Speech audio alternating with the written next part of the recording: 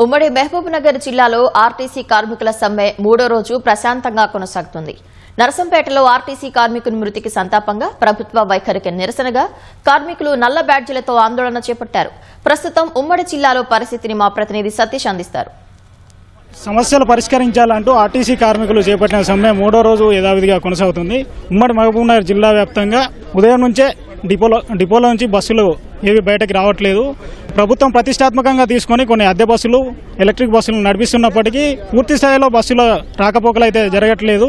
సమ్మె పరిస్థితి, తదుపరి కార్యాచరణపై ఆర్టీసీ కార్మిక సంఘాల నేతలను అడిగి తెలుసుకున్నాం. మూడో రోజు దిగ్విజయంగా సమ్మె పూర్తి చేసుకోవడం జరుగుతుంది. మూడో రోజు ప్రారంభంలో మాకు విషాద వార్త తెలవడం జరిగింది.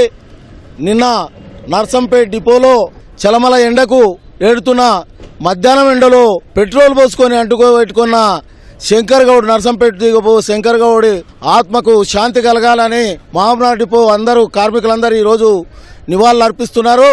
ఇదే సందర్భంగా శంకర్ అన్న, నీవు చేసిన త్యాగం మర్చిపోంది, ఏది ఏమైనా ఆయనకు ఆత్మశాంతి కలగాలని ఆయన కుటుంబ సభ్యులకు ధైర్యం చెప్తూ మరి ఈరోజు మహబూబ్నగర్ డిపో నుంచి ఆయన ఆత్మకు శాంతి చేకూరాలని కోరుకుంటూ, ఈ రాష్ట్ర ప్రభుత్వం ఏదైతే ఆ రోజు మన తెలంగాణ ప్రభుత్వం టీఆర్ఎస్ ఉన్నప్పుడు ఏదైతే మేము సమ్మె చేస్తున్న సందర్భంలో మరి రేవంత్ రెడ్డి గారు ఆ రోజు మా సమ్మెకు వచ్చి సమ్మెలో వాగ్దానం చేసినటువంటి ఏవైతే ఉన్నావో డిమాండ్స్ ఆర్టీసీలో ప్రభుత్వం విలీనం చేసే ఏదైతుందో, అదేవిధంగా యూనియన్లను పునరుద్ధరణ, 2 PRCలు, అదేవిధంగా ఆర్టీసీ కార్మికులు ప్రభుత్వ ఉద్యోగులతో తీసిపోని విధంగా మిమ్మల్ని కడుపులో పెట్టి ఆదుకుంటా ప్రభుత్వం కాంగ్రెస్ వస్తాని చెప్పి మేనిఫెస్టోలో ఎన్నికల ప్రచారంలో మేనిఫెస్టోలో పొందుపరిచినటువంటి కాంగ్రెస్ ఈరోజు మరి ఏ రకంగా పక్కదారిన పట్టిస్తుందో మేము కూడా వేచి చూసాం.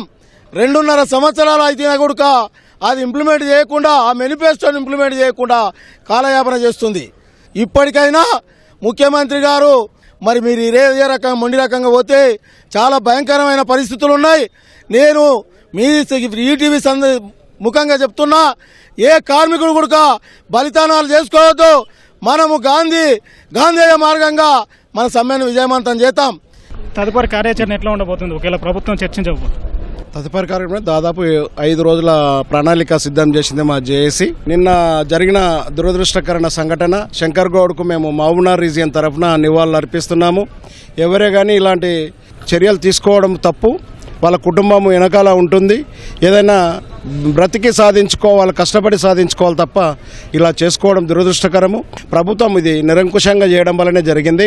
మా యొక్క నిజమైన సమస్యలు, వాళ్ళు చెప్పిన సమస్యలనే తీరుస్తామన్న దాన్నే మేము పోరాడుతుంటే దానికి వాళ్ళు రాజకీయ రంగు పుల్మి మమ్మల్ని 3 రోజుల సమ్మెకి తీసి ఈరోజు వాళ్ళు శంకరన్న గౌడ్కు చనిపోవడానికి కారణమైన ప్రభుత్వము ఈరోజు దిగొచ్చి వాళ్ళు క్షమాపణ చెప్తూ ఈరోజు మా సమస్యలు పరిష్కరిస్తారని, లేని ఏడలో ఈరోజు మా కార్యాచరణ ప్రకారము వాళ్ళకు మేము మౌన ప్రదర్శన పాటిస్తూ శంకరన్న గౌడ్కు నివాళులు అర్పిస్తూ ఈరోజు జిల్లా వ్యాప్తంగా ఒక కూడలలో మేము నిరసన తెలియజేస్తున్నాము.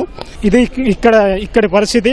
ఆర్టీసీ కార్మికులు ప్రభుత్వం ముందుంచిన 32 సమస్యలను పరిష్కరించేదాకా సమ్మెను విరమించబోమని తేల్చి చెప్తున్నారు. కెమెరామెన్ శ్రీనివాస్తో సతీష్, మహబూబ్ నగర్.